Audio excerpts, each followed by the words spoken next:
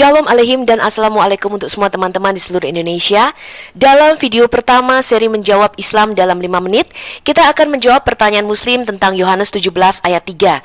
Apakah benar Yesus Kristus ini cuma utusan dan satu-satunya Allah yang benar hanyalah Allah Bapa saja? Mari kita menjawab Muslim dalam 5 menit. Sekarang kita baca Yohanes 17 ayat 1-5 secara utuh, supaya Anda tahu konteks daripada kalimat ini. Jangan seperti Muslim membacanya, sukanya potong-potong ayat kayak iblis, ya.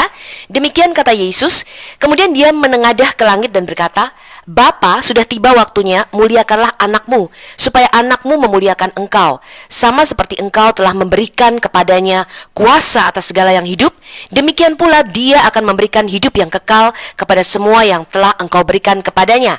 Ingat di sini ya, Yesus menyapa Allahnya dengan Bapa dan dia menyebut dirinya anak. Dan Yesus mengakui bahwa dia juga dapat memberikan hidup yang kekal. Dan inilah hidup yang kekal itu, yaitu bahwa mereka mengenal engkau, satu-satunya Allah yang benar, dan mengenal Yesus Kristus yang telah engkau utus. Dengar ya, jadi ada dua di sini kalau Anda mau memiliki hidup yang kekal. Karena baik Bapa maupun anak, kedua-duanya memberikan hidup yang kekal.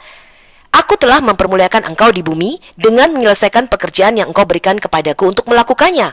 Oleh sebab itu ya Bapa, permuliakanlah aku padamu sendiri dengan kemuliaan yang kumiliki di hadiratmu sebelum dunia ada. Jadi Yesus sudah ada di hadirat Bapa sebelum dunia dijadikan. Pertanyaannya adalah apakah Muslim dan Quran mengenal siapa Allah yang benar? Allah Subhanahu wa Ta'ala bukanlah Yodevave atau Yahweh Tuhan kita di dalam Alkitab. Mereka tidak mengenal Yesus sebagai Mesias atau Al-Masih, yaitu Sang Anak Allah. Siapakah satu-satunya Allah yang kekal? Tuhan yang sejati hanyalah Allahnya Abraham, Ishak, dan Yakub. Kata satu-satunya di dalam Yohanes 17 ayat 3 di ayat ini menunjukkan komparasi atau perbandingan dengan Allah bangsa-bangsa lainnya yang adalah berhala. Ini merupakan hukum yang terutama di Keluaran 20 ayat 3. Jangan ada padamu Allah lain di hadapanku.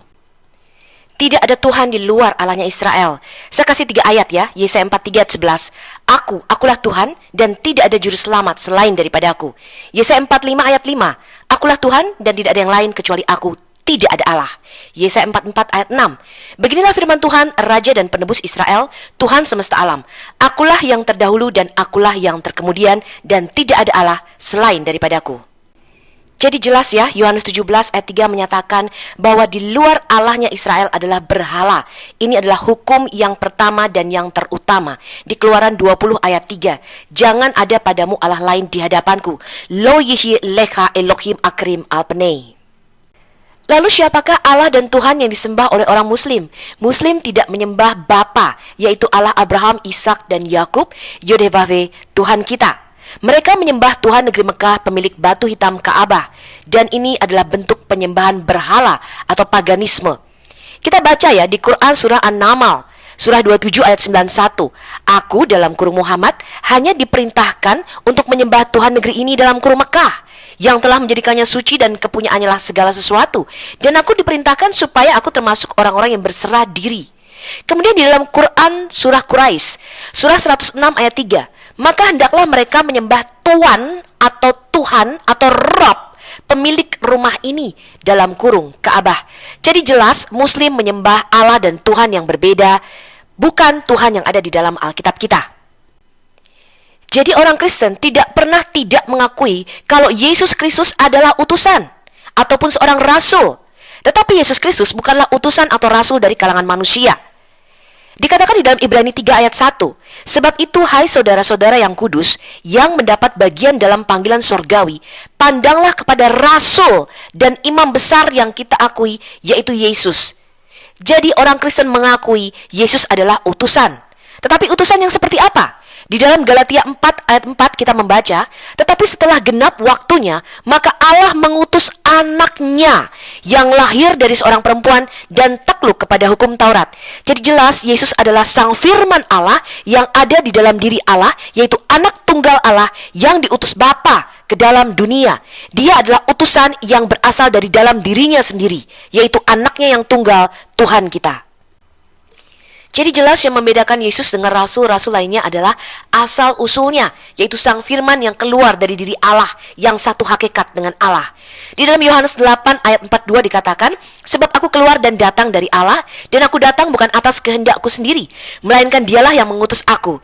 Yohanes 16 ayat 28, aku datang dari Bapa, dan aku datang ke dalam dunia. Aku meninggalkan dunia pula dan pergi kepada Bapa. Jadi dia yang adalah firman kembali menjadi firman. Kemudian Yohanes 16 ayat 27, aku datang dari Allah. Jadi jelas ya, Yesus tidak sama dengan Muhammad, apalagi rasul-rasul lainnya teman-teman. Karena Yesus telah turun dari surga. Jadi dia adalah kalimatullah al-Qoha ila Maryam. Dia adalah firman Tuhan yang diturunkan di dalam rahim Maria.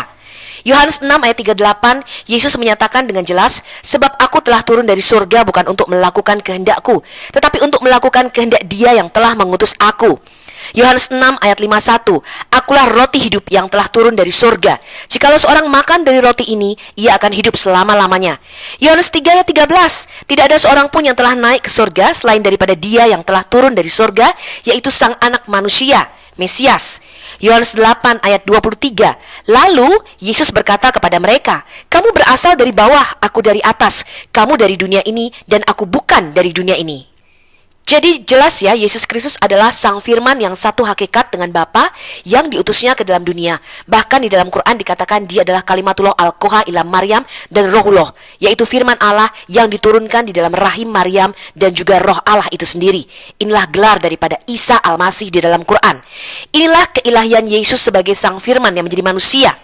Di dalam Yesaya 48 ayat 16 dengan jelas dikatakan, Sang Firman itu diutus oleh Bapa dan Rohnya.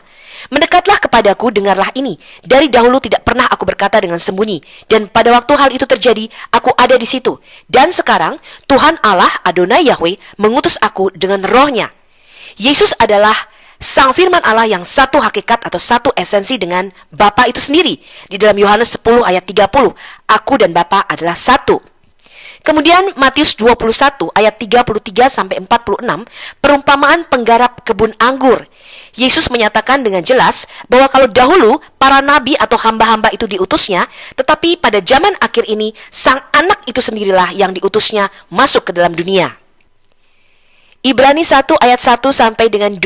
Setelah pada zaman dahulu Allah berulang kali dan dalam berbagai cara berbicara kepada nenek moyang kita dengan perantaraan nabi-nabi, ini adalah rasul-rasulnya yang diutusnya, maka pada zaman akhir ini Ia telah berbicara kepada kita dengan perantaraan anaknya yang telah Ia tetapkan sebagai yang berhak menerima segala yang ada. Dan oleh Sang Anak, oleh Sang Firman ini, Allah telah menjadikan alam semesta. Sampai jumpa pada video berikutnya. Semoga Anda suka video menjawab Islam dalam 5 menit. Shalom Aleichem.